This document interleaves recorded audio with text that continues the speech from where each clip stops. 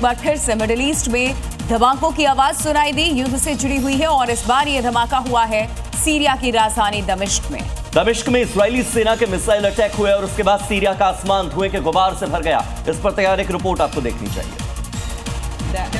सुबह के वक्त अचानक सीरिया की राजधानी धमाकों से दहल उठी। इमारतों का मलबा हवा में उड़ा रहा था, धुएं का गुबार आसमान में छा गया। रफ्तार भरती गाड़ियां रुक गईं। अफरा तफरी के माहौल में लोगों में दहशत भर गई। ये हमला सीरियाई रक्षा मंत्रालय के एंट्री गेट पर हुआ, जिसमें सेना के मुख्यालय को बड़ा नुकसान हुआ है। हमला का एक और वीडियो सामने आया, जिसमें एक न्यूज चैनल की एंकर न्यूज पढ़ रही थी कि तभी जोर का धमाका होता है और एंकर अपनी जान बचाने के लिए भाग जाती है।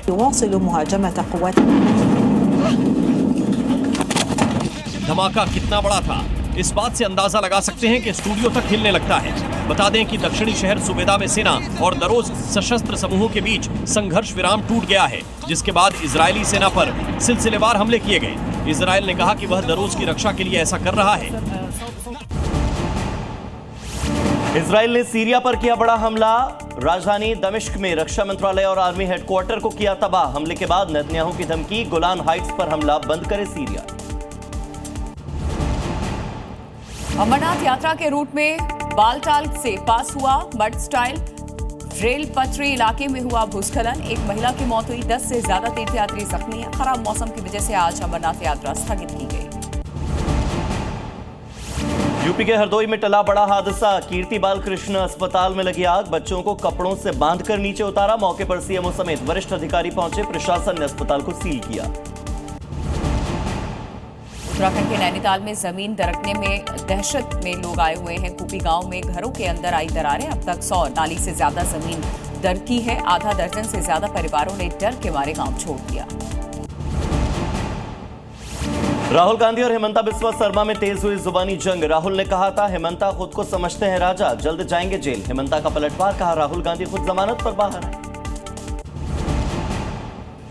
उद्धव ठाकरे को सीएम फडणवीस ने साथ आने का दिया ऑफर। फडणवीस ने कहा 2029 तक हमारे विपक्ष में आने की गुंजाइश नहीं, चाहे तो यहां आ जाए। उद्धव बोले, हंसी मजाक की बातों को गंभीरता से ना लें।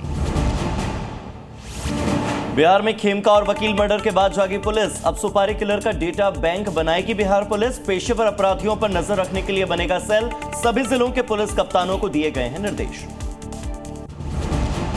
शिवरात्रि से पहले कांवड़ सुरक्षा को लेकर और सख्त हुआ पहरा। हरिद्वार में खुद गढ़वाल आईजी ने संभाली जिम्मेदारी। ग्राउंड पर उतरकर लिया हालात का जायजा। अब तक 90 लाख शिव भक्त पहुंचे। महाराष्ट्र में पुणे के पास पिंपरी चिंचवड़ में नगर निगम ने चलाया bulldozer. Deputy CM Ajit Pawar के दौरे के बाद अतिक्रमण पर एक्शन। खाला सड़क इलाके में 100 से ज्यादा झुग्गियां गिराई गई। सिंगर फाजिल पुरिया पर फायरिंग केस में बड़ा खुलासा। गैंगस्टर सुनील सरधानिया ने की हमले की जिम्मेदारी ली है। सोशल मीडिया पर पोस्ट किया। पुलिस ने फाजिल पुरिया की रेकी करने वाले एक आरोपी को किया गिरफ्तार।